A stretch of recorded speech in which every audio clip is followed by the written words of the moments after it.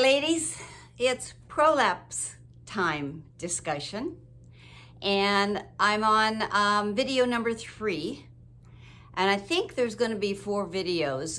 We'll see how long this one goes. If I get on a soapbox, there'll be 4. If not, I might finish this in 3. It's a huge subject, and you can do a lot of Googling on your own. I wanted to bring to light some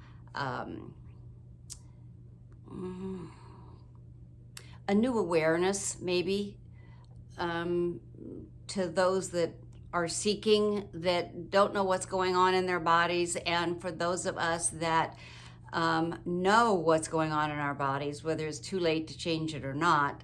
I wanted to bring some awareness, and I wanted to bring some help with some ideas and thoughts and different things, depending on your stage, of course, of where you are, as to what we can do to help ourselves.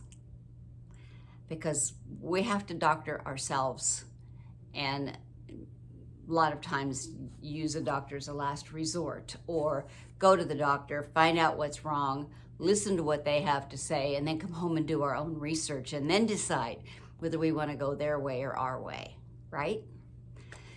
We have options, and a lot of times we don't know that. We're scared, we don't know what to do, and we just go with whatever the doctor says.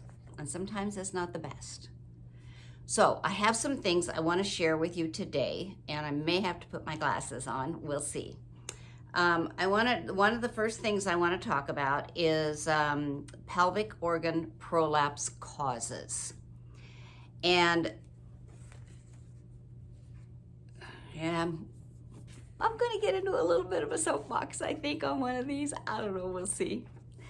So it says there are many causes of pelvic organ prolapse, but chronically applying pressure on the abdomen is one that is not often considered.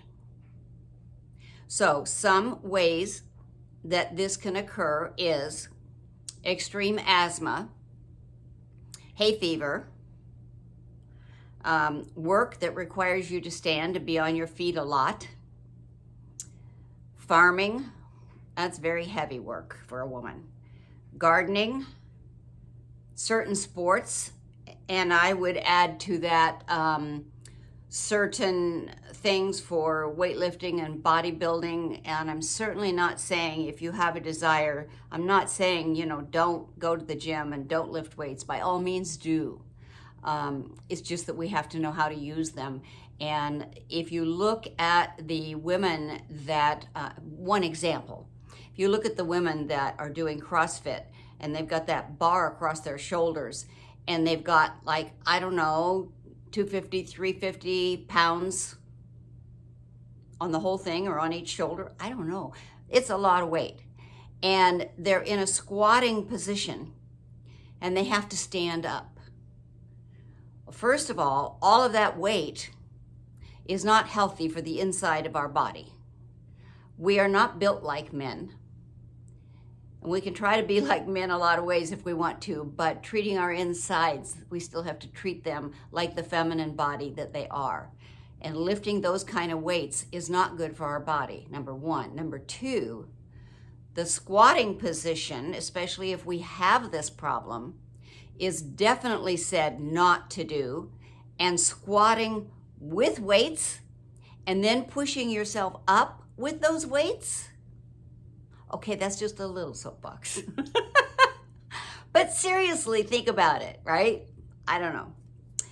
May have some young ones on here that might disagree with me on that, but just research it and think about it and then make your own decision.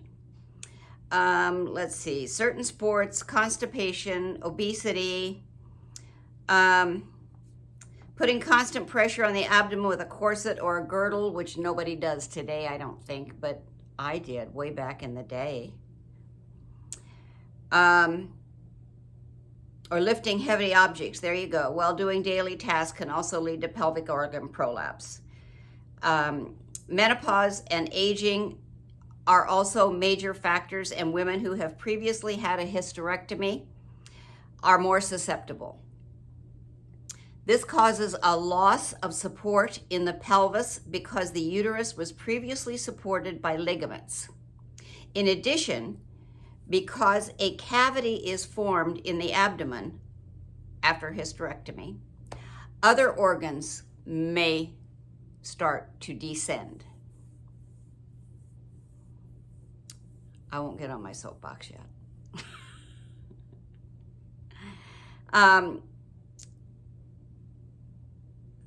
Yeah, just a little one. When it comes to taking body parts out of our body, whether it's our gallbladder or our hysterectomy or any of those kinds of things, wouldn't it be nice if they said, now this operation is necessary, and they tell you why, and you decide, okay, I'll go ahead and get it. And when they tell you the risk factors, like you might die from surgery, I think they should also tell us these risk factors that they don't bother to tell us, and explain what that means. You know, you could have,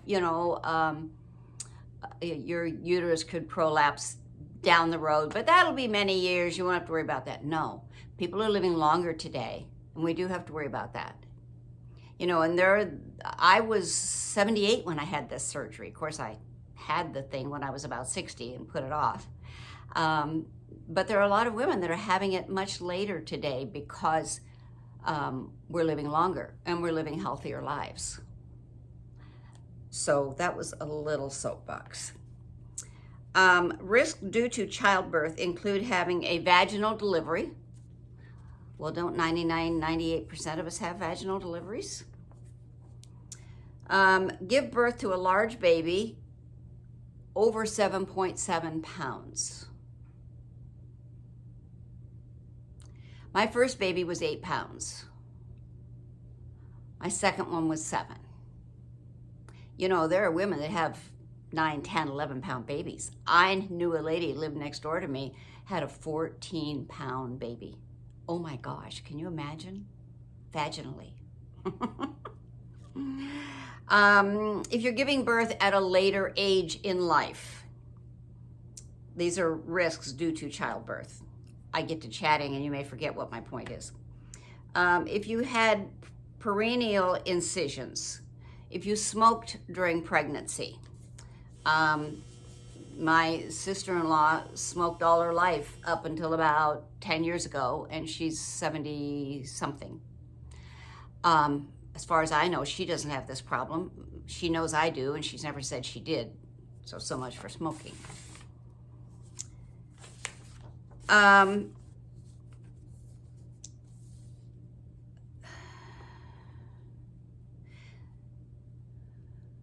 Here are some suggestions for conditions that you might notice that you're having problems that might tell you that you might consider having yourself checked to see if this is your problem. Number one, if you're unable to stand for long periods of time. Well, if you remember, I told you the story about being my mother in the kitchen, and all of a sudden I'm like, Mama, I just have to sit down. I feel like my insides are falling out. Well, I didn't know what that was at the time. I was in my period, so I just figured it, I chalked it up to that. I have difficulty doing housework like cooking and vacuuming. I have difficulty shopping at the supermarket, kind of like basically being on your feet too long. I have difficulty climbing stairs, even at home. I worry that all I can do is sit at home. My symptoms stop me from going out with friends and family. If it's stopping you from going out with friends and family, it's pretty serious, and you probably know what it is.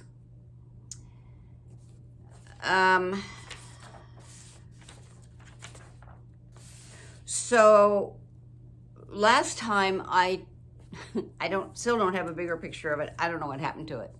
But the last time I showed you what they wanted us to wear under our clothing to try to keep our insides in. And it's this girdle-like thing with these little things that you put in the vaginal area, I guess, and it supports it. I don't know. It looks like a chastity belt or something. I'll hold it up again. I don't know if you can see it. It's right there, if you can see that. It's called a Femi cushion, F-E-M-I C-U-S-H-I-O-N. I'm a girly girl, in case you can't tell by my living room. And I don't like clothes to fit me like a sack unless I have to. And if I wore something like that, I'd have to wear a sack. I like my clothes to fit me, whether I'm thin or whether I'm overweight. I don't want them tight, I just want them to fit good. Does that make sense?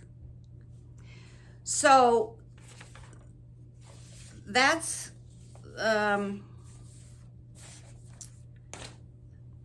those are my notes that I have right now. And I'm gonna stop this video, and what I wanna do is I really, really, really wanna ask you guys to please comment below. I will come back with a 4th video, and that one is going to be on suggestions for some help, from minor things to surgery and afterwards, okay? So I really want you guys, I need you guys to give me some help. If you've listened to this and you have this problem, or you had the problem and had it taken care of, or you know someone that does, please share below any problems that any of you have had. Please share below any solutions other than surgery, because we know surgery is always out there. So is there any other solutions that you've done? I have a few I'm going to bring, and I really would like your input. So I'd be grateful if you would share down below, if you or anyone you know, if you just share your experiences or anything you've gone through or whatever, I'd be grateful for that. And I'm gonna pop back in just a couple of days with the 4th and probably final video for today on some suggestions for what to do if you think you have it, after you know you have it, prior to surgery, if you have to have surgery, after surgery, things like that. So any information that you have regarding any of those bullet points that I just mentioned, be eternally grateful if you would put those in the comments below as well. It will help all of us. And after all, we are women helping women, right? So I'd appreciate it if you'd put your information down. And if not you, but you know someone that does, send them to this video and let them watch it, and then share their experiences or thoughts. I would be so grateful to you for doing that. And if this is your first time for being here, please subscribe and click the little bell so you'll get notices in the future. And if you've been here before, thank you from the bottom of my heart for coming back. I'm so grateful for each and every one of you, and feel like I'm really getting to know more of you and some of your challenges. So please continue sharing. And thanks for letting me come into your living room or your kitchen or wherever you are.